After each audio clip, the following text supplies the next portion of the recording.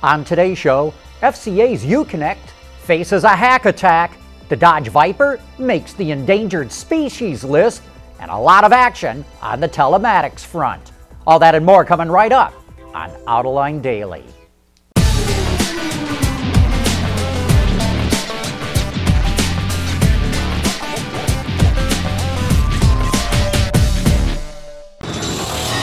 This is Autoline Daily for July 22nd of 2015.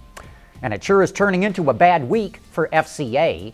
Yesterday, we reported that NHTSA is getting ready to slap the company with a big fat fine for dragging its heels on 23 recalls involving 11 million vehicles.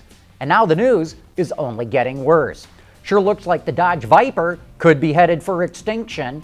A report from Auto Forecast Solutions, LLC, says production of the Viper will come to an end at the Connor Assembly Plant in Detroit in August of 2017.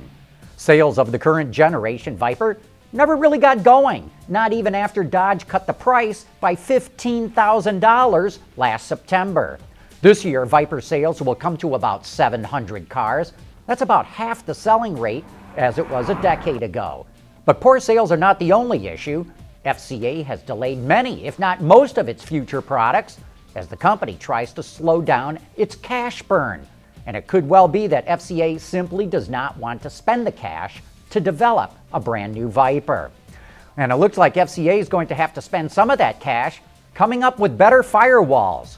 Wired magazine just published an article detailing how two hackers, Charlie Miller and Chris Valasek, were able to remotely control a Jeep Cherokee from 10 miles away. They got in through the UConnect infotainment system's cellular connection. Then they hacked a chip in the head unit and rewrote the firmware to plant their code. That allowed them to control the air conditioning, the windshield wipers, the radio, and even disable the transmission and the brakes while the Cherokee was driving down a highway.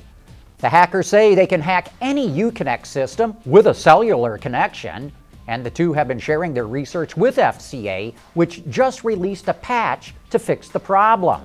The two hackers plan to provide more details at a hacker conference next month, but FCA is not too happy about it.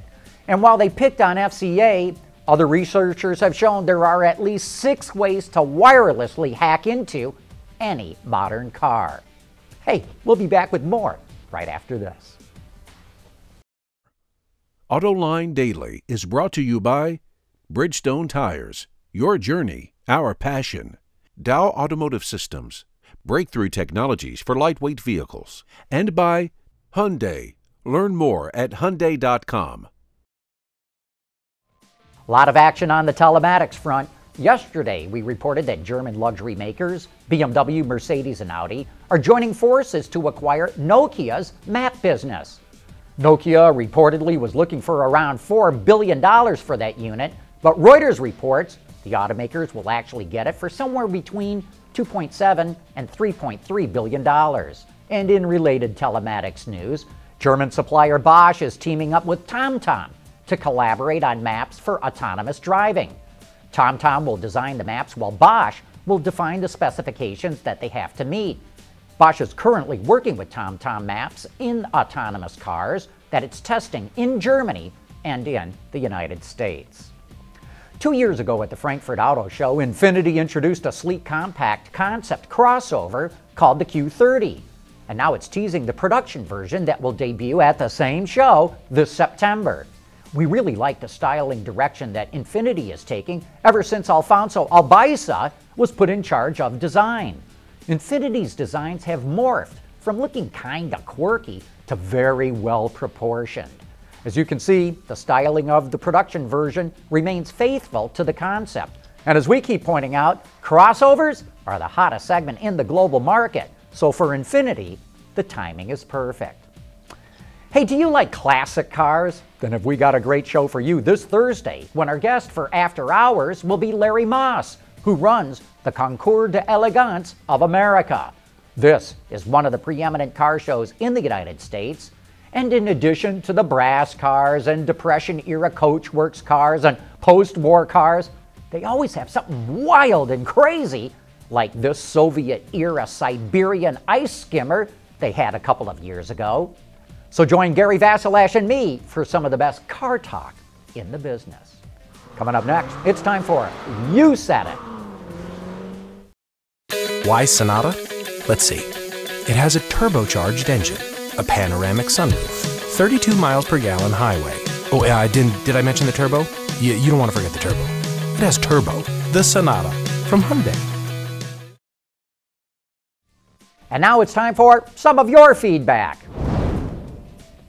Lord Argel of Manila watched Autoline After Hours with John Kelly from BMW talking all about the carbon fiber i3. And he has one comment put in the form of a question. BMW carbon fiber M cars? Boy, I like the way that you're thinking, Lord Argel. Imagine pulling 1,000 pounds out of an M car. Now that would give us a killer power-to-weight ratio. Vince 33X heard our report that sales of diesel passenger cars in the American market are falling fast. He says, another reason for lackluster diesel sales is the fact that diesel fuel is far more expensive than gasoline. Why is that? Doesn't diesel cost less than gasoline to refine? Well, Vince, that's a very common misperception. Diesel does not cost less to refine. Every refinery produces a range of petroleum products, and each refinery is designed to maximize one kind of product.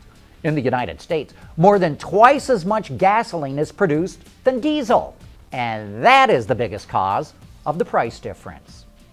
We asked you to define what separates luxury brands from premium brands and got some pretty good feedback. Buzzard says, if you are just rebadging platforms, it is just premium. But if you are using different architecture and drivelines, then it's luxury.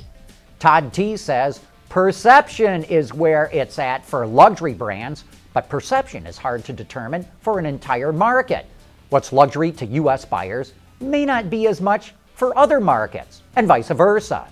Brett wants to know, how about the Hyundai Equus? I know the brand isn't luxury, but what about that model? And that's a great question, Brett. I would say the Equus is a luxury car, even though the Hyundai brand is not. And Rob saw our reports on wireless charging for electric cars. Just curious what happens when your cat decides to crawl under your cordless electric vehicle while it's charging. Well, Rob, I'm tempted to say zzz, but no. Since wireless chargers use a magnetic pulse, not electric arcs, your kitty cat should be able to curl up and take a nap on one of those wireless charging mats. Hey, thanks for all your letters and comments. We can't answer them all, but we sure do read them. Anyway, that wraps up today's show. Thanks for watching, and please join us again here tomorrow.